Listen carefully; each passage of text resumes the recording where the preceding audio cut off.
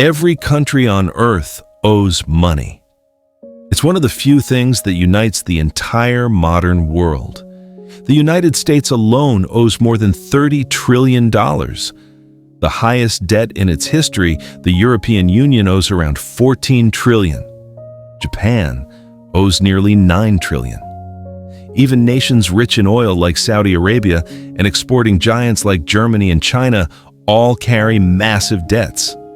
But this raises a strange question. If everyone owes money, who is the money owed to? That's the core design of our financial world. Debt isn't just a problem to fix. It's the invisible framework that holds up wars, economies, and global growth. And if you follow the trail of creditors far enough, you find something surprising. The world doesn't owe money to anyone outside of itself. It owes it within itself. But that doesn't mean everyone shares the benefits equally. To understand how this began, how humanity ended up with over $300 trillion in global debt, nearly 3 times bigger than the world economy, we have to go back in time. Long before credit cards and online transfers existed, national debt was born out of war. In 1694, England was fighting France and running out of gold. The king asked wealthy merchants to lend money in exchange for regular interest payments, guaranteed by future taxes. To manage this new idea, the Bank of England was created. It changed everything. The government could now spend money it didn't have yet. And in return, lenders received something valuable, a government promise that could be traded and sold. That was the birth of the government bond, the foundation of our modern financial system. Other nations quickly followed. France copied it. The Netherlands improved it. The United States used the same concept to fund its independence and expansion. Debt stopped being a sign of weakness and became a sign of power. The ability to borrow meant the ability to lead. Old empires conquered land to gain gold.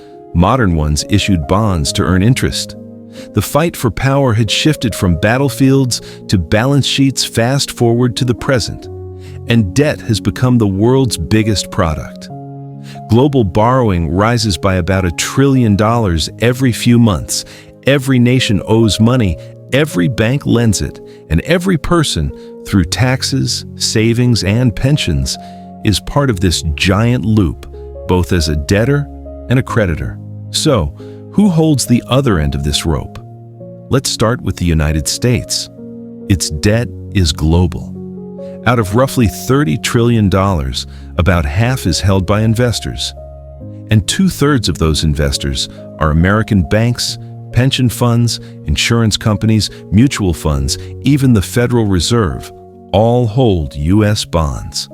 The remaining third, about $9 trillion, is owned by foreign countries. Japan leads with around $1 trillion, followed by China with roughly $800 billion. So yes, the U.S. owes money to China, but that's only about 2% of its total debt. In truth, most of America's debt is owed to itself. The Treasury issues bonds, U.S. institutions buy them, and the interest goes back into American retirement and investment funds. It's a circular system, money flowing within the same walls. And this pattern repeats globally. Japan lends to the U.S. through bonds. The U.S. lends to Europe through the IMF. Europe lends to developing countries through the World Bank. Those same developing nations then lend back by holding reserves in Western bonds. It's a worldwide cycle of borrowed promises, a game of passing the same IOUs around. The system keeps working only because everyone believes it will.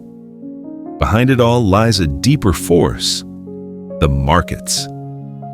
Every government bond is connected to a web of powerful institutions: hedge funds, pension funds, sovereign wealth funds, and central banks.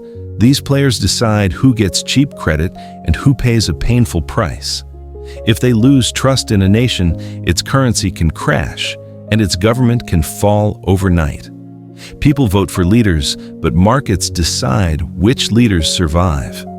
The most powerful player in all this is the central bank. Central banks don't just manage money, They create it. Whenever the Federal Reserve or the European Central Bank buys government bonds, it's literally making new money in exchange. One institution's debt becomes another's asset. That's why debt-free money doesn't exist. Every dollar, coin, or digital balance is backed by an IOU somewhere. This entire system runs on one fragile thing: confidence. As long as investors believe governments will pay interest, the machine keeps running. But when that belief fades, everything shakes. In 2010, Greece lost that trust. Its debt became too risky, investors panicked, and interest rates exploded. The IMF and European Central Bank stepped in with bailouts. But they came with harsh conditions: spending cuts, higher taxes, mass unemployment. For years, bailout became another word for sacrifice.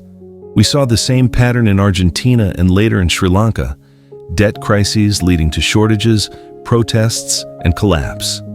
When the system breaks, the invisible lenders suddenly become visible. The IMF, rating agencies, and unknown investors who can pressure entire nations.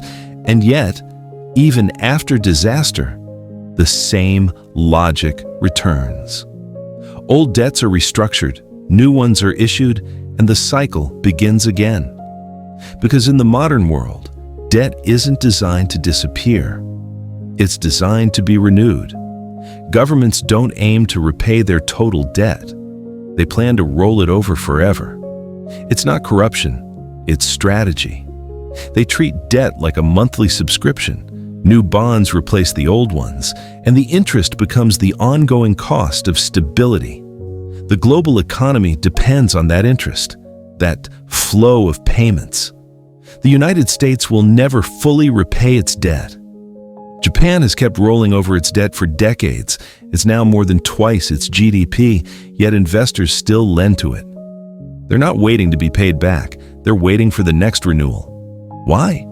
Because to investors, government debt is the safest thing in existence. U.S. Treasury bonds aren't liabilities. They're prized assets. They back up pension funds, stabilize banks, and serve as the base for global finance. If countries actually paid off all their debt, the world would lose its most reliable financial tool. Imagine the U.S. cleared its entire debt tomorrow. Banks would lose their safest investments, the money supply would shrink, and the global economy would crash. So instead of paying it off, governments keep it alive. The debt becomes the heartbeat of capitalism. That's why when leaders talk about eliminating national debt, it's mostly symbolic. The real goal isn't to erase it. It's to manage it, to keep it believable and sustainable. Because once people stop believing, the numbers stop mattering. Confidence falls, interest rates soar, and the system built on trust begins to collapse. That's the real truth about global debt. It was never meant to be paid back. It's meant to keep the world believing that it can be. Debt is a circle of trust. As long as that trust holds, the system grows. But that trust isn't shared equally. When we say we owe it to ourselves, that's only half true. The interest payments mostly move upward, from taxpayers to the wealthy institutions that hold the bonds. Debt isn't just between nations, it's between classes. That's why inequality and debt rise together. Those who own the debt earn, those who pay the debt lose. Debt has become the new form of money. The line between borrower and lender has almost disappeared. Debt once meant slavery. Now it means stability. But if the balance ever breaks, we'll remember what it really is: a promise that can't last forever. If this changed how you see the world's economy, there's more to learn. Subscribe to Rohan Pal for deeper stories about money, power, and the hidden systems shaping our future. Thanks for watching.